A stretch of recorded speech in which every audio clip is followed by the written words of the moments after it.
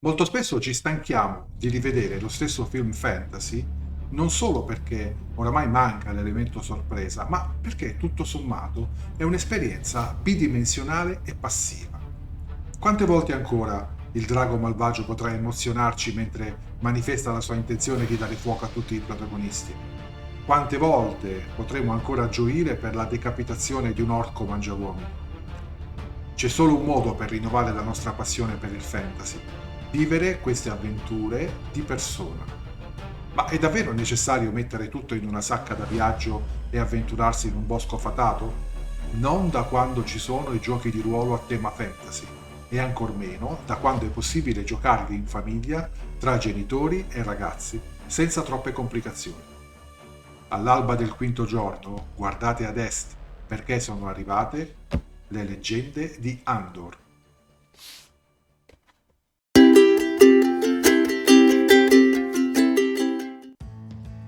Ciao a tutti da Il Gioco in Tavolo.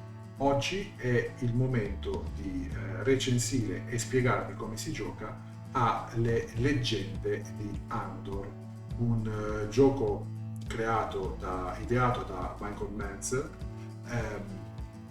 edito dalla Stupor Mundi e localizzato e distribuito in Italia dalla Giochi Uniti. Come vedete è un gioco, come possiamo leggere dalla scatola, per 2-4 giocatori, da 10 anni in su, fantastico, e perché potremo far vivere questa esperienza anche ai fratellini e ai figli più piccoli. Il gioco, ogni partita dura dai 60 ai 90 minuti, quindi abbastanza impegnativa. Leggiamo cosa troviamo scritto sulla scatola. Andor ha bisogno di te. La terra di Andor è in pericolo. Dalle foreste e dalle montagne, mostruosi nemici si dirigono al castello di Re Brandur. Solo un piccolo gruppo di eroi si oppone ad essi. Riuscirete a difendere il castello? Dopo l'avventura introduttiva ne seguiranno molte altre. Dovrete trovare la strega per ottenere un'erba medicinale e guarire il re, recarvi nelle miniere dove vi aspettano gemme e tesori, ma anche grandi pericoli. E infine dovrete fronteggiare il risveglio dell'antico drago. Riuscirete a superare queste temibili sfide?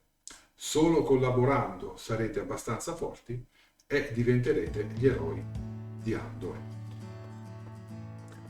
Naturalmente l'introduzione è molto affascinante e diciamo che ci siamo lasciati convincere, siamo entrati in un negozio di giochi da tavolo e ipoteticamente ci siamo lasciati convincere all'acquisto di questo gioco. Il negoziante ce ne ha parlato e noi poveri sprovveduti ci siamo lasciati convincere che era il modo migliore per introdurre i nostri bambini a giocare di ruolo. Però adesso ci troviamo completamente spiazzati perché non sappiamo da dove cominciare, né per impararlo noi né per spiegarlo a chi dovrà giocare con noi. Cosa facciamo? Accantoniamo il gioco in uno scaffale per non giocarlo per diversi anni e per tirare fuori giochi più semplici? No, quello che vi consigliamo noi, che vi abbiamo sempre consigliato, è quello di impugnare con coraggio il manuale di gioco, il regolamento, e di provare prima voi a capire come si gioca una partita standard per poi spiegarlo a chi dovrà giocare con voi. Ed è quello che faremo assieme in questa sessione di tutorial sui giochi da tavolo. Abbiamo, e voilà, fatto un unboxing e è un defustellamento selvaggio di tutti quanti gli elementi che erano presenti nella scatola del gioco da tavolo, e adesso non ci resta che assemblarli, aiutarvi.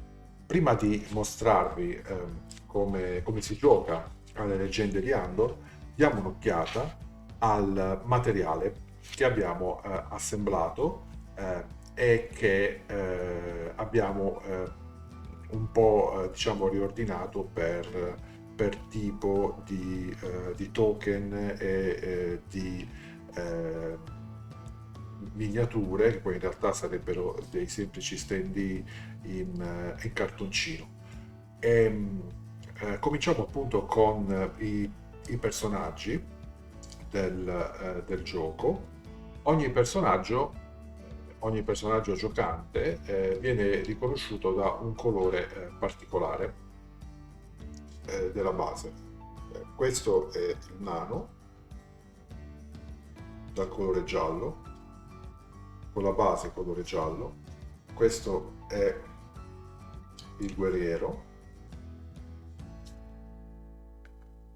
questo è il mago e questo è l'arciere con la base verde. Mentre questi che vedete con la base rossa sono i mostri da combattere, i nemici in generale da combattere. Questo è un troll, come vedete girandolo abbiamo anche l'immagine di schiena, questo è un dettaglio interessante. Poi abbiamo un gore, eccolo qui.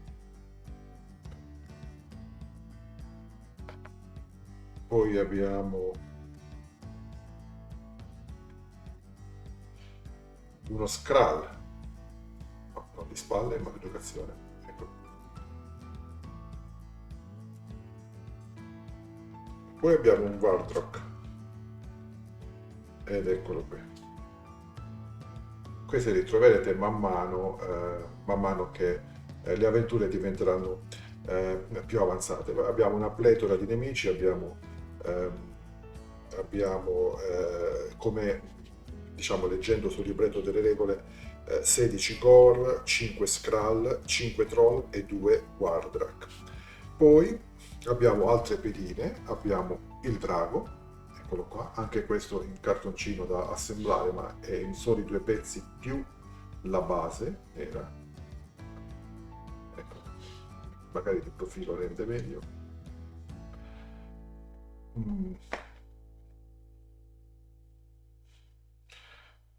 Poi abbiamo il principe Torald, base grigia.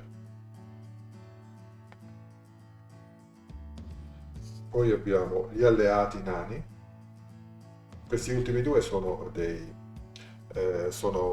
appunto degli alleati, cioè personaggi non giocanti che però ci aiuteranno nelle nostre avventure. Poi abbiamo il mago nero. Eccolo. E poi la strega.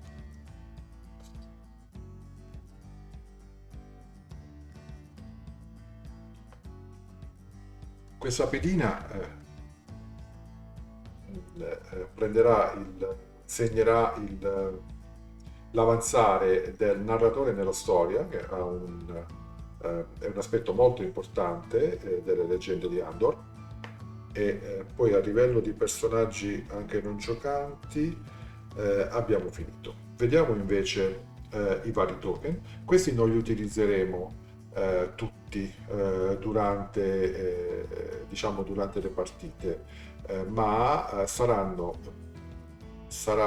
le regole stesse del gioco che ci diranno dove piazzarli di volta in volta. Ogni avventura, ogni leggenda di Andor avrà le sue regole particolari e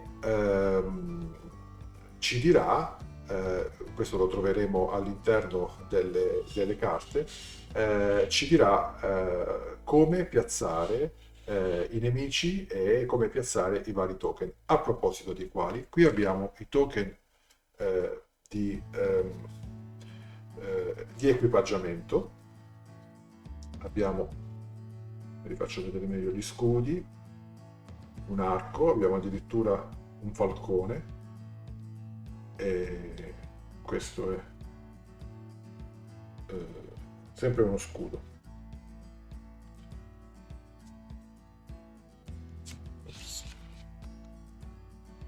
Poi abbiamo i pozzi, eccoli qua, questi verranno posizionati coperti e nel momento in cui entreremo in una regione con un pozzo scopriremo il tassello. Le erbe medicinali che ci verranno richieste, varie gemme e pietre runiche, le trovate qui, rubini, smeraldi, acquamarina, insomma, più le pietre runiche. Dopo aver ulteriormente messo un po' d'ordine sul tabellone di gioco, come vedete stiamo togliendo mano a mano materiali fino a farvi vedere poi a materiali spiegati cosa c'è effettivamente sul tabellone delle leggende di Andor. Abbiamo sistemato, qui li potete vedere, però ecco, questi comodi raccoglitori che poi sarebbero le basi delle uova di cioccolato di Pasqua, comodissime per i segnalini. Abbiamo messo in ordine, o perlomeno messo diciamo cercando di rispettare diciamo, le categorie di token che ci sono. Qui ci sono tutte le monete d'oro e così via.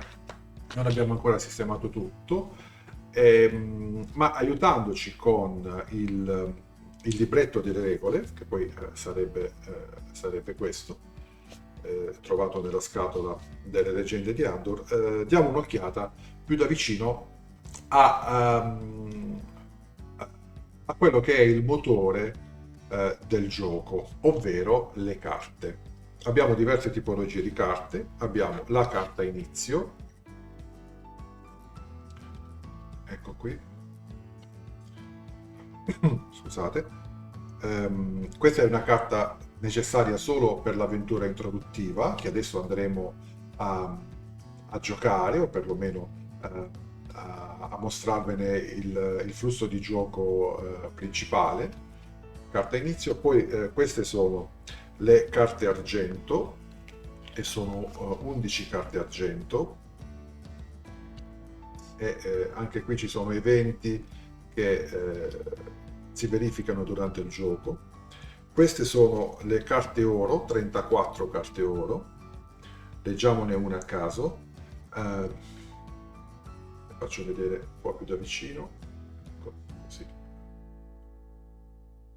Ganz, il mercante, incontra un eroe e gli offre un contratto. Un eroe può ottenere 10 punti volontà in cambio di 2 punti forza. Decidete chi fa questo scambio. Nell'ottica del gioco squisitamente cooperativo che è appunto le leggende di Andor, ci si mette d'accordo su chi deve ottenere questo bonus. Poi abbiamo le carte Lago Segreto, sono 10, ne leggiamo anche qui una presa a caso. Vediamo, ecco qui. Con cautela l'eroe si avvicina al Lago Segreto. L'eroe che ha attivato questa carta perde 4 punti volontà, oppure scopre la carta Lago Segreto in cima al mazzetto. E poi abbiamo le carte Fato. Sono queste qui con un sigillo sopra, anche qui ne leggiamo una a caso, mettendolo a fuoco prima. L'eroe sente che è giunto il momento di agire da solo. No, non vi leggo altro.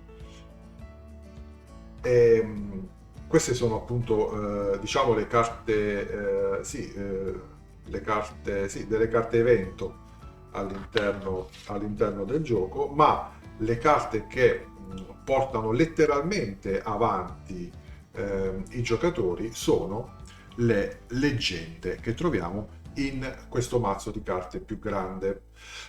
Scusate, guida rapida. Qui troverete la predisposizione per la partita introduttiva in cui imparerete a muovervi sul tabellone. E diciamo che per quanto riguarda la seconda parte della partita introduttiva, che verrà effettuata con queste carte, sono carte numerate e che coincidono con le lettere che abbiamo sul lato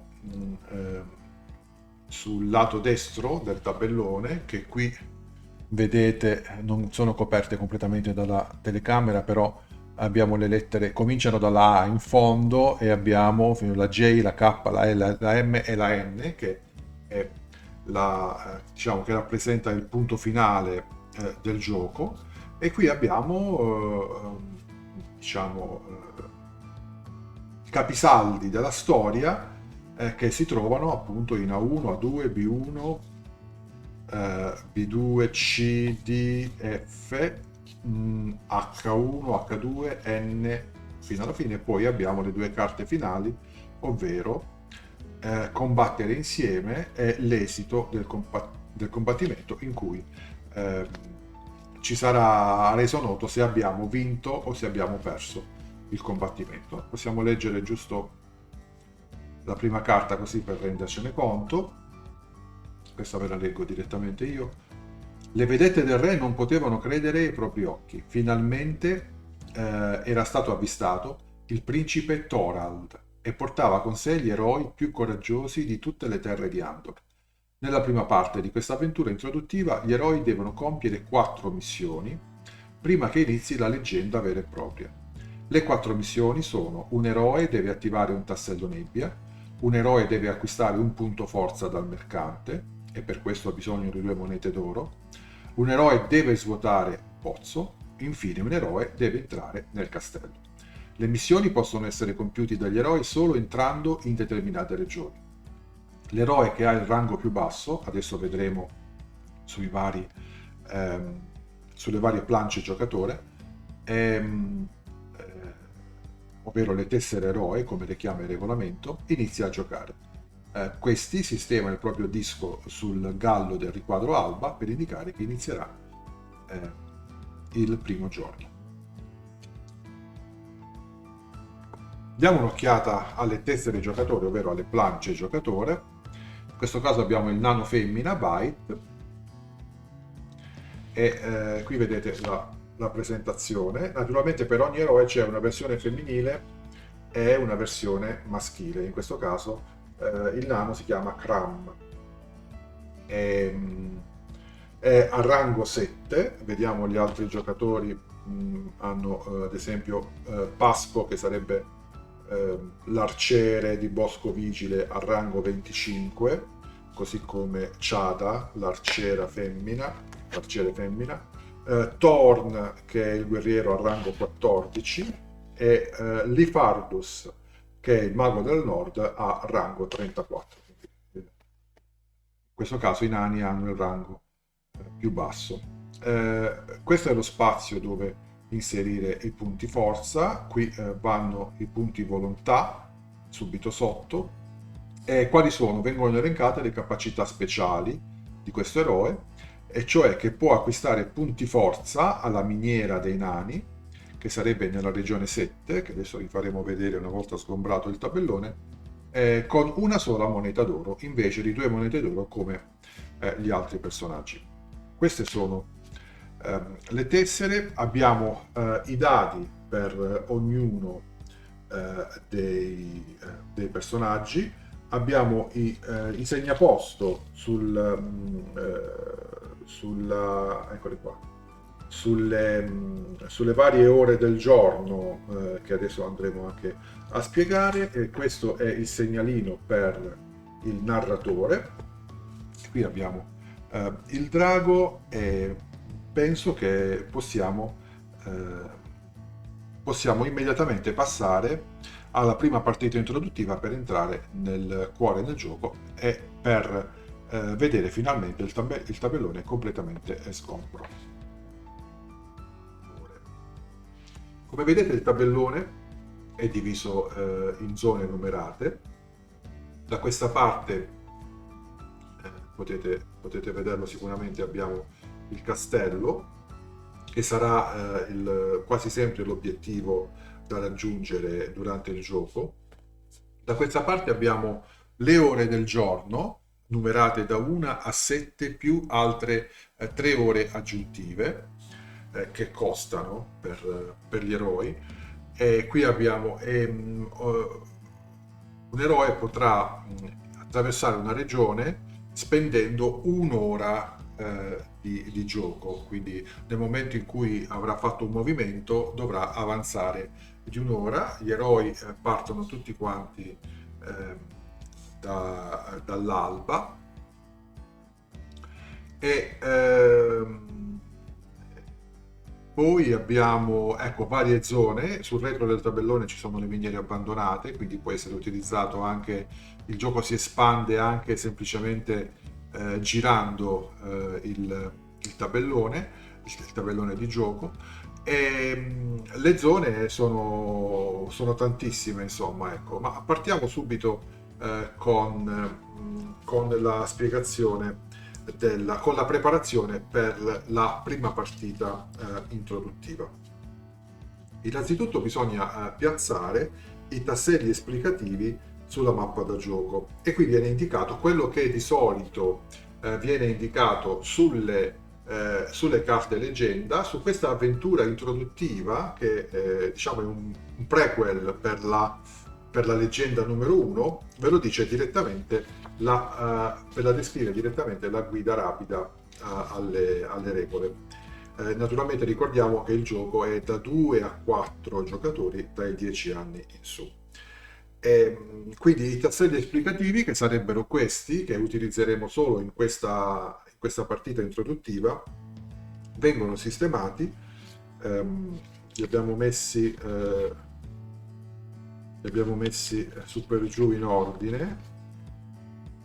Abbiamo il tassello numero da una moneta d'oro, 2 monete d'oro, poi abbiamo la nebbia, abbiamo il mercante, ancora la nebbia, abbiamo un pozzo e abbiamo ancora nebbia. Allora, sistemate il pozzo nella regione 5, e quindi il pozzo sarebbe questo qui, e poi troveremo anche quando giocheremo a partite che non siano quelle introduttive, troveremo il token pozzo che vi ho già fatto vedere inizialmente, di questa forma esagonale. Nella regione 3, quindi piazziamo un pozzo esattamente qui, nella regione 3,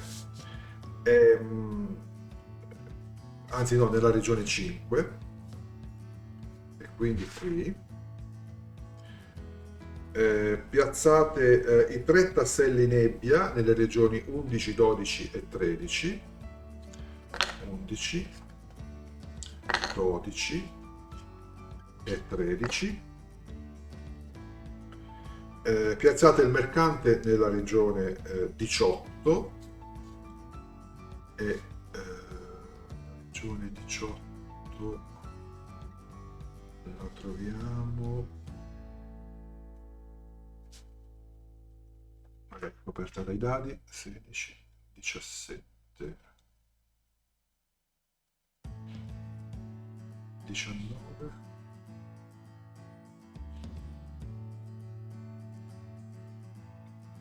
deve essere necessariamente da queste parti. 21,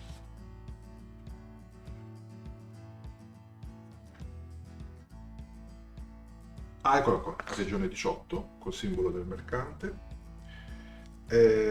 La moneta d'oro nella regione 20 e le 2 monete d'oro nella regione 17. Quindi 2 monete d'oro nella regione 17 e una moneta d'oro nella regione 20. Eccola qua. Poi leggiamo ancora. Ogni giocatore sistema uno dei propri dischi di legno nel riquadro alba e quindi a questo punto scegliamo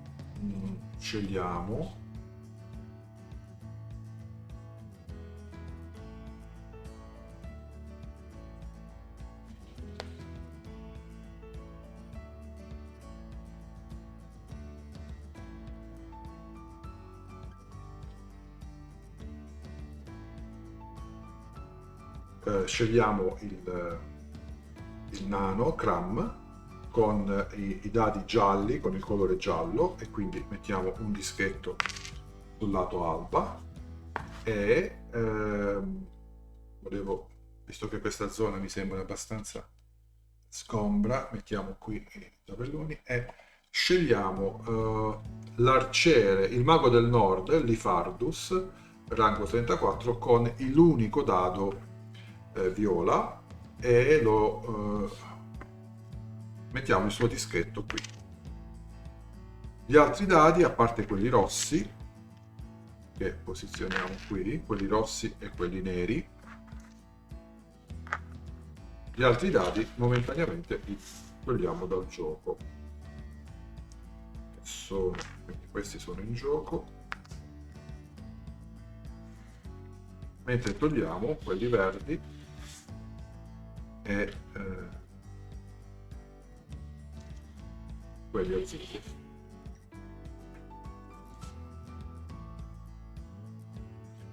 Questi dischi servono a utilizzare le ore utilizzate dall'eroe, servono a segnalare,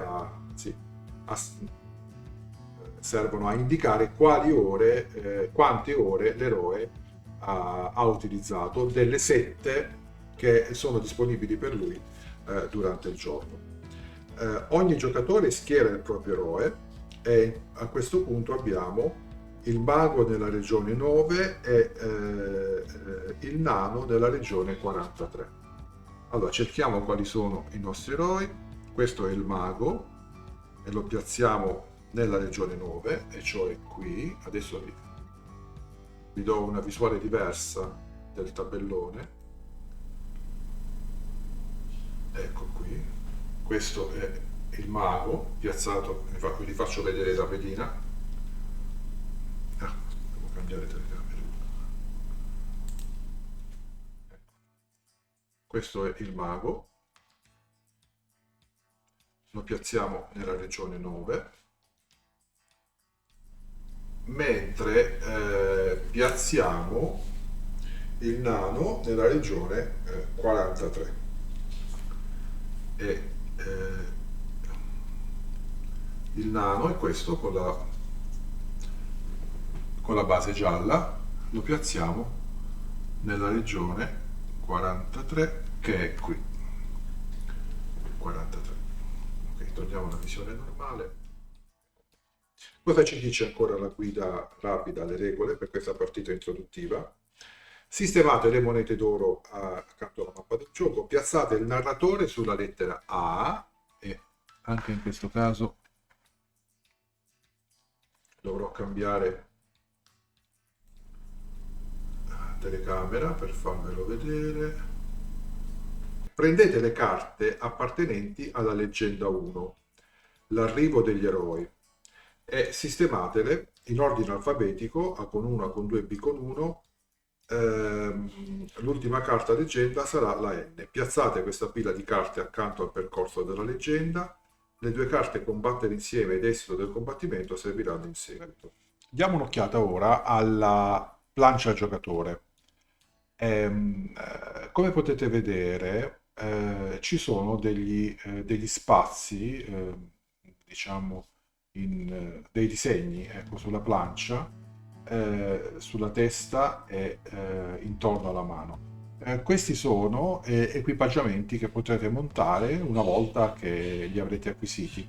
Questo è lo spazio per uno scudo, che naturalmente vi permetterà di combattere maggiormente protetti, e questo, con lo stesso scopo, è lo spazio per un elmo. Vi faccio vedere subito. Questo sarebbe uno scudo che potrete trovare nel gioco, mentre questo sarebbe un elmo. Ecco qui. Questi li potete trovare a seconda della partita che starete facendo, se verranno inseriti come posta in gioco. Ecco, dopodiché abbiamo qui l'indicatore dei punti forza. Verrà utilizzato, in questo caso siamo sul viola, metteremo la forza del personaggio su livello 1, che è il punto di partenza, mentre metteremo i punti volontà, che sono un'altra misura della, diciamo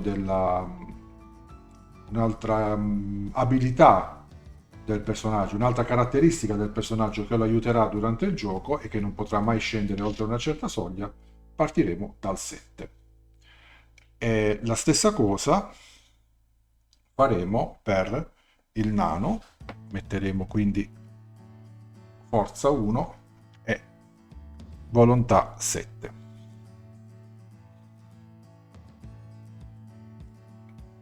Le capacità speciali per il nano le abbiamo lette, vediamo quelle per il mago del nord. La sua capacità speciale è una volta per round di combattimento, subito dopo aver lanciato il proprio dado, può capovolgerlo. In questo modo può, ad esempio, ottenere un 6 al posto di un 1. Se si trova a combattere insieme, può capovolgere un dado di un altro eroe invece del proprio. Cominciamo subito col prendere confidenza con le azioni di movimento e ricordiamoci che abbiamo piazzato il mago nella casella 9. Il mago può fare una sola azione per volta, quindi come anche gli altri eroi, e si sposta dalla 9 alla 11, facendo così e così, e voltando immediatamente il tassello nebbia, che è quel tassello con il retro grigio e che ha un certo simbolo al di sotto. Lo volta immediatamente e trova 2 punti volontà. E questo tassello è eliminato, si porta via dal gioco. Poi inizia il turno dell'eroe alla tua sinistra, quindi invece di andare in senso orario si va in senso antiorario. Cosa molto importante, quindi eliminiamo il tassello dal gioco, diamo 2 punti volontà in più al mago, che da 7 passa a 9, e però gli diamo 2, ha impiegato 2 ore perché ha percorso 2 regioni.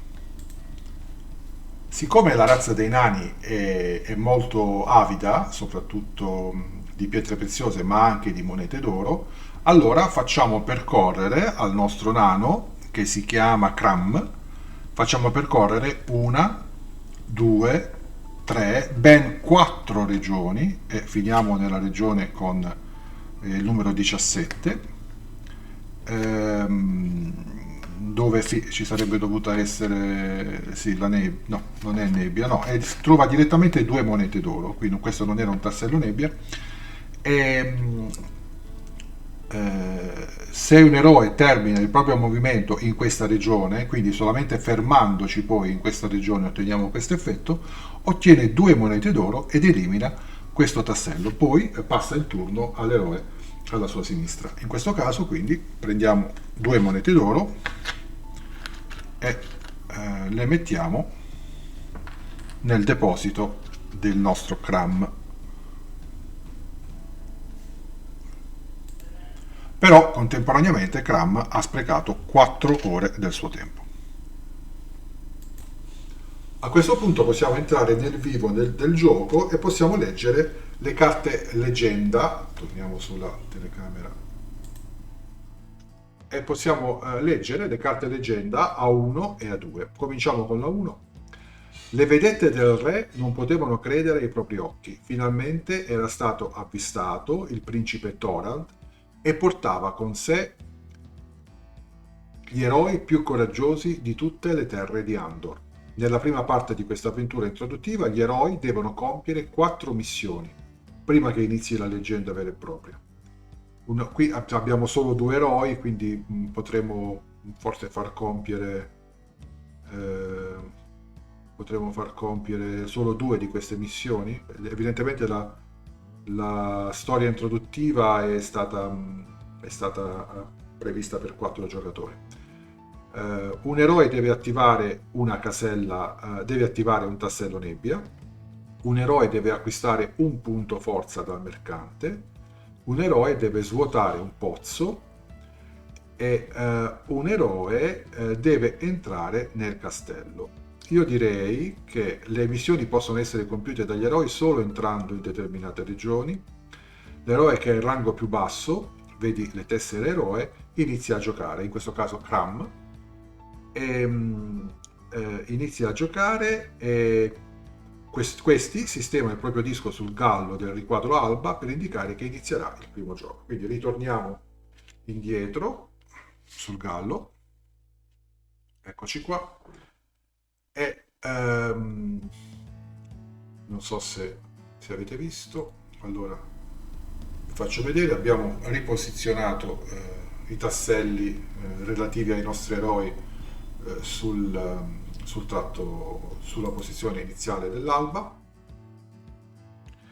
e magari facciamo compiere a livello, diciamo, sì, giusto, esplicativo solo 2 di queste missioni, e cioè un eroe deve acquistare un punto forza dal mercante, e in questo caso proprio Kram che si trova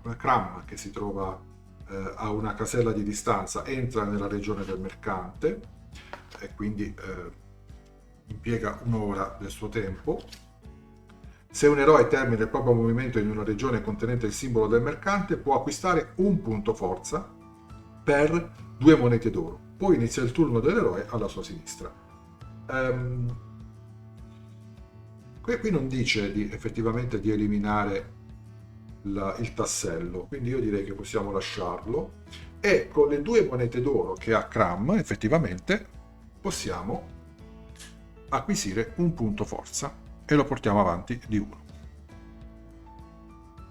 Mentre un altro eroe entra nel castello, e in questo caso è il mago, che si chiama Lifardus, che dalla casella 11 entra nella casella 0 del castello. Dopodiché possiamo passare quello che era, diciamo che abbiamo fatto 2 missioni su 4, sia perché ci sono solo 2 giocatori in questa partita simulata, sia perché per velocizzare, insomma, ecco.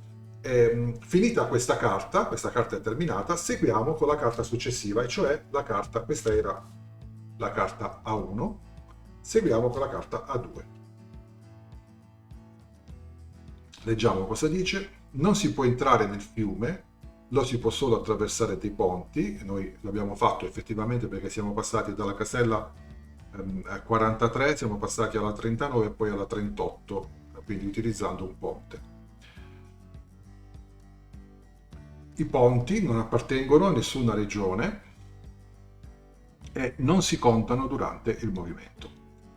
Ogni eroe ha solo 7 ore a disposizione, quindi come vedete, e questo succederà anche con le leggende successive in ordine crescente di difficoltà, le regole vengono spiegate anche in piccoli brani all'interno proprio delle carte leggenda.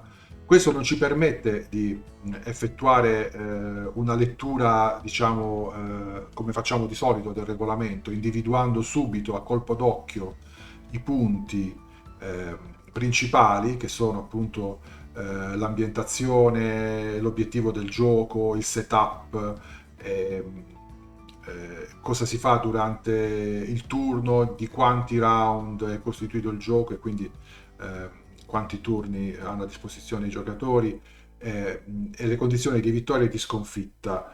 ma questo non va a svantaggio del gioco, non è un punto negativo nei confronti delle leggende di Andor, perché effettivamente le regole base sono quelle che abbiamo detto inizialmente, e tutto ciò che viene spiegato dopo serve unicamente per variare, diciamo, ecco, variare un po' l'avventura. Naturalmente nelle prime carte leggenda vengono elencate anche qui le regole principali eh, del gioco. Però ecco, voi le leggerete mano a mano che procederete durante il gioco, pezzo per pezzo, regola per regola, in modo, e in questo caso dovrebbero essere anche più facilmente assimilabili.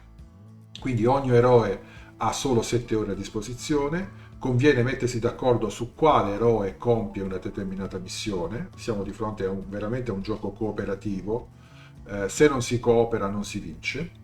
La prima parte dell'avventura introduttiva termina se il movimento di un eroe termina nel castello, oppure tutti gli eroi hanno consumato le proprie 7 ore. In questo caso abbiamo raggiunto la condizione, diciamo, di fine leggenda, possiamo dire, di fine lezione introduttiva, perché un eroe, ovvero il mago, è entrato nel castello. Se tutte le missioni sono state compiute, avete superato la prima parte dell'avventura introduttiva, leggete il punto 4 a pagina 2 della guida rapida. E a questo punto lo leggiamo integralmente. Congratulazioni, avete superato la prima parte dell'avventura introduttiva, gli eroi sono arrivati. Ora conoscete le principali regole e potrete mantenere tutti i vantaggi ottenuti e potete anche rimuovere tutti i tasselli esplicativi che adesso verranno sostituiti dai token veri e propri, ecco, ce ne sono altri due, e effettuiamo il setup per la successiva parte dell'avventura.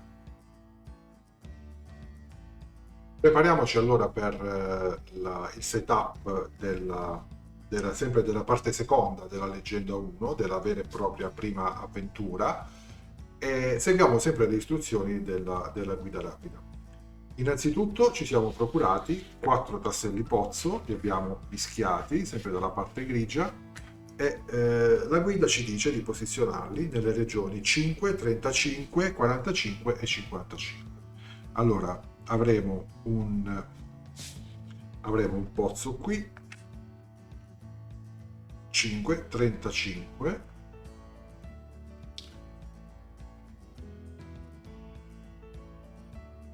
un pozzo qui, magari li posizioniamo proprio negli spazi appositi, 45 e 55.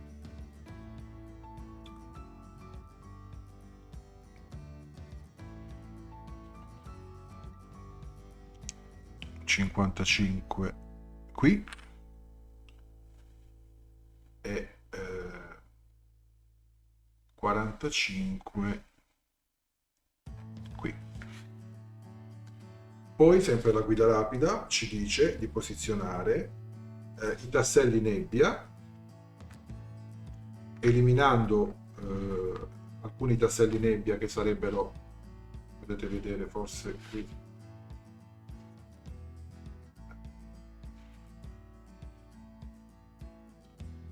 eliminando questi 4 tasselli nebbia che sono l'odre, ovvero la pozione, l'odre e 2 gore, li eliminiamo, sempre appunto rimettendoli nella scatola. Posizioniamo gli altri 11 tasselli nebbia lungo il fiume,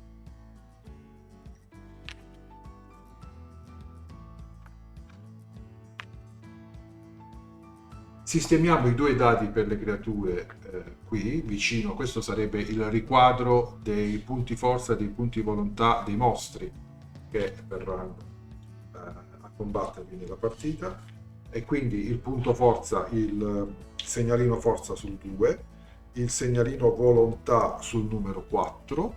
Quelli rossi appartengono appunto alle creature. Come vedete, ogni creatura ha la base rossa e questo richiama il colore dei dadi e dei segnalini. e sistemate la tessera combattimento. Questa la terremo un po' fuori dallo schermo, la utilizzeremo quando servirà, e la carta esito del combattimento e combattere insieme, che molto probabilmente non vedremo perché questo tutorial si finisce praticamente nel momento in cui avremo effettuato qualche mossa dopo il setup. Piazzate gli asterischi sulle lettere B, C, D, B, C, D, F, H, N. B, C, D, E, H ed N. Cosa comporta l'asterisco su una lettera? Questi sono gli spazi in cui si muove il narratore all'arrivo di ogni alba. Il fatto che ci sia un asterisco prevede che venga letta una carta leggenda relativa alla lettera dove c'è l'asterisco, man mano che il narratore avanzerà. Dopodiché abbiamo preparato le carte evento, mettendo per questa prima partita introduttiva la carta inizio sopra tutte, dopo averle mescolate naturalmente, e abbiamo selezionato le carte leggenda che cominciano con il B1 e vanno avanti fino appunto alla lettera N della leggenda 1. Siamo pronti per partire. Prendiamo la carta di inizio partita e la leggiamo con voi. Improvvisamente un urlo risuona ovunque. Arrivano. I Gor sono stati avvistati. All'alba. Il castello è in pericolo. Piazzate un Gor nelle regioni 16, 22, 23 e 24, anche se in una di queste c'è un eroe. I Gor sarebbero questi. Quindi ne servono 4 e li piazziamo nelle regioni 16, 22, 23 e 24. Quindi mi sembra già abbastanza vicini al castello. 22 e 23 le abbiamo messe.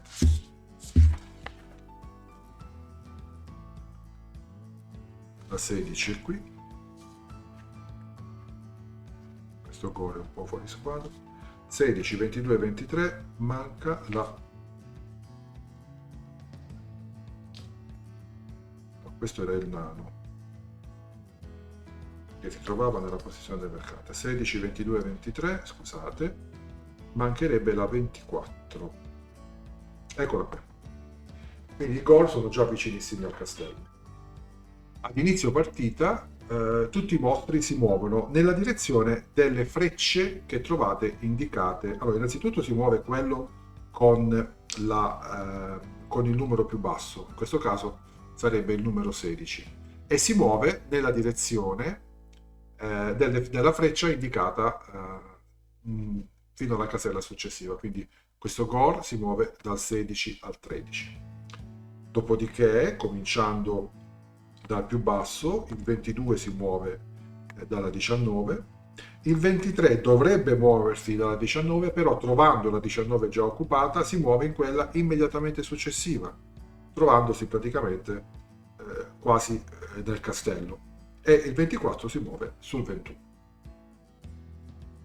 Dato che le nostre azioni le avevamo già svolte nella sezione introduttiva precedente, e questa è l'azione dei mostri, si presume che il narratore debba già fare un passo avanti, e quindi il narratore, vediamo sempre se riesco a mostrarvelo, si sposta, no, non lo vedrete, però si sposta sulla casella B.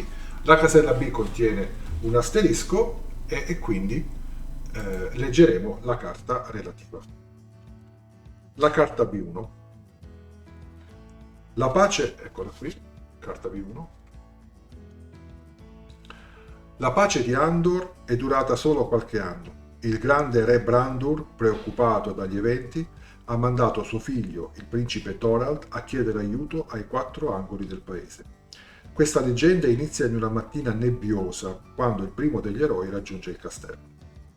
Equipaggiamento. Ogni eroe inizia con un punto forza aggiuntivo e li andiamo subito ad aumentare. Sempre sulla carta leggenda c'è scritto: distribuite al gruppo 4 monete d'oro come meglio credete, quindi solo 4 per tutti, quindi dividiamole equamente, 2 e 2. Poi ancora la carta leggenda ci dice: potete comprare altri punti forza per 2 monete d'oro dai mercanti, e questo è un altro frammento di regolamento. Se volessimo acquistare più punti forza dovremmo andare in una casella dove c'è il mercante, che essenzialmente è la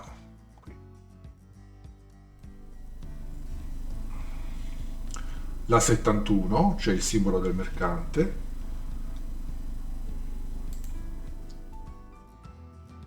con 2 monete d'oro. Il mercante si trovano nelle regioni, oltre che nella 71, nella 18 e nella 57. Un eroe può effettuare l'acquisto anche quando non è il suo turno. Gli eroi possono attraversare o fermarsi nelle regioni in cui si trovano le creature. Solo gli eroi possono iniziare un combattimento, non le creature. Obiettivo di questa leggenda è sconfiggere tutte le creature prima che arrivino al castello. Andiamo avanti con la seconda carta, contigua sulla carta B2. Gli eroi devono attaccare le creature per evitare che ne entrino troppe nel castello. Se un eroe e una creatura si trovano sulla stessa regione, per l'arciere vale anche una regione adiacente, perché l'arciere può attaccare anche a distanza di una regione, perché giustamente ha un arco, e si può iniziare immediatamente a combattere. Leggete ad alta voce le istruzioni sulla tessera combattimento. Ogni eroe dovrebbe rileggere la propria capacità speciale sulla propria tessera eroe. L'eroe che si trova nel castello inizia il nuovo giorno. A questo punto leggiamo cosa c'è scritto sulla tessera combattimento, terminando così il tutorial. Un eroe deve scegliere muovere o combattere. Se l'eroe decide di muovere e arriva in una regione contenente una creatura, deve aspettare il turno successivo per combattere. Prima del combattimento controllate le caratteristiche del gore sugli indicatori delle creature sulla mappa da gioco, che troviamo qui, ecco, sono questi. 2 punti forza, 4 punti volontà. Il gore utilizza solo 2 dadi rossi. Eccolo qui. Questo è il gore, che parte con 2 punti forza e 2 punti... il quadro meglio.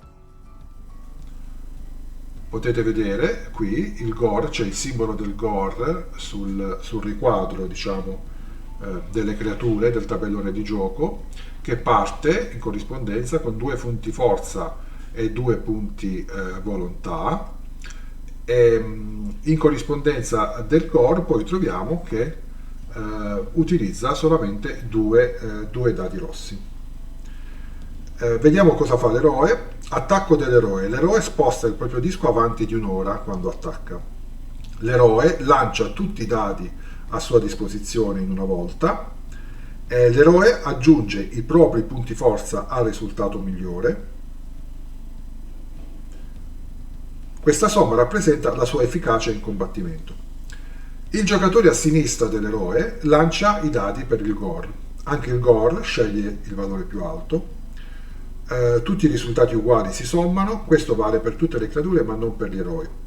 Poi si aggiungono i punti forza del gore. Questa somma rappresenta la sua efficacia in combattimento. Si calcola la differenza tra i due risultati.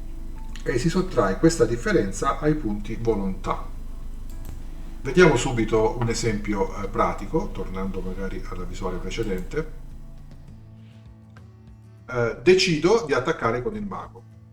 Innanzitutto raggiungo la posizione in cui si trova il Gore, spostando quindi avanti di 2 caselle, perché ho utilizzato 2 ore del mio tempo. Dopodiché sposto di una successiva ora per appunto relativa all'attacco. A questo punto tiro tutti i miei dadi, in questo caso il mago ha un solo dado a disposizione, ottengo 6, tiro fortunatissimo, e lo aggiungo ai miei punti volontà. In questo caso arrivo al numero 8. Subito dopo si passa alla fase del gore. Il giocatore alla sinistra di quello che ha iniziato l'attacco verso il mostro lancia i dadi del mostro, in questo caso sono 2, e si prende il risultato migliore. Abbiamo un 6 e un 5, quindi prendiamo il 6. Se fossero usciti 2 risultati uguali li avremmo sommati, cosa che invece non si fa per l'eroe. Il risultato migliore 6 si somma ai 2 punti forza del gore e otteniamo 8, quindi siamo 8 a 6. Vince sicuramente il gore. E vanno tolti, va tolta la differenza in punti volontà. Abbiamo 2 di differenza in punti volontà, quindi dal mago da 9 torniamo a 7. E il combattimento, visto che i punti di volontà per il mago non sono finiti, e in ogni caso non sarebbero finiti neanche per quanto riguarda il gore, nel caso fosse stato il risultato invertito, allora il combattimento continuerà nel round successivo. Quando finisce il combattimento, o quando il gore non ha più punti di volontà, o quando l'eroe non ha più punti di volontà, o quando l'eroe non ha più ore a disposizione, perché ricordiamo che anche il combattimento porta via un'ora, oppure quando l'eroe decide di fermarsi dopo la reazione del gore. A questo punto balletta la carta esito del combattimento che avevamo messo da parte. La carta esito del combattimento è questa e ci dice quando vinciamo e quando perdiamo.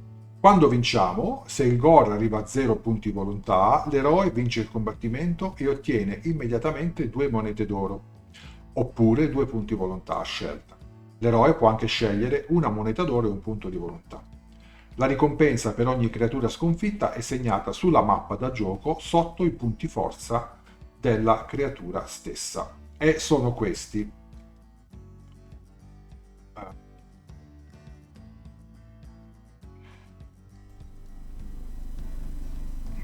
Ecco, li trovate qui, sotto i punti, accanto ai punti volontà. Nel caso di sconfitta, un gore dà diritto a 2 punti forza e 2 punti volontà, o 2 punti volontà, oppure un punto forza e un punto volontà.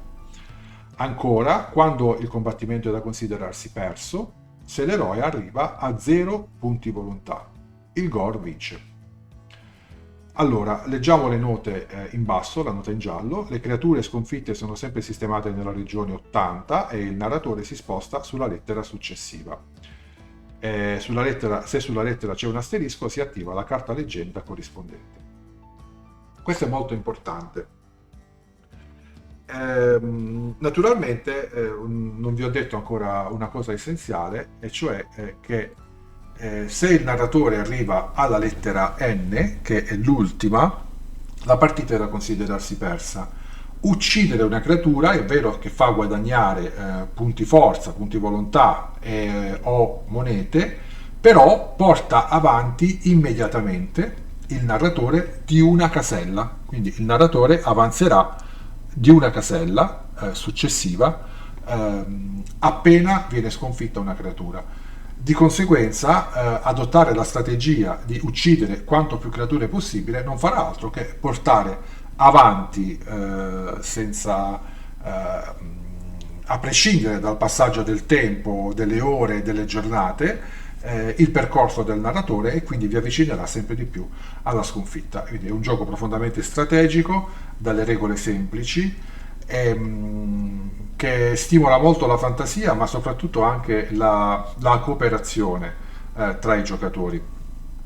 Lo riteniamo un ottimo gioco introduttivo, soprattutto per poi cominciare con dei giochi di ruolo o di carte leggermente più complessi.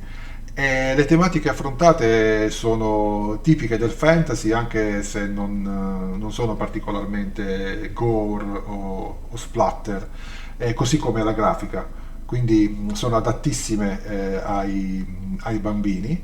È un modo per anche insegnare durante il gioco che la cooperazione e la pianificazione vincono sulla forza bruta. Quindi per noi è sicuramente la leggenda di Andor sicuramente merita il plauso e i premi vinti finora. E meriterebbe anche altre espansioni e non possiamo che non raccomandarvene caldamente l'acquisto se volete passare delle serate fantasy in famiglia senza però basarvi sulla televisione. Questo è tutto del gioco in tavolo e ci rivedremo per un prossimo tutorial.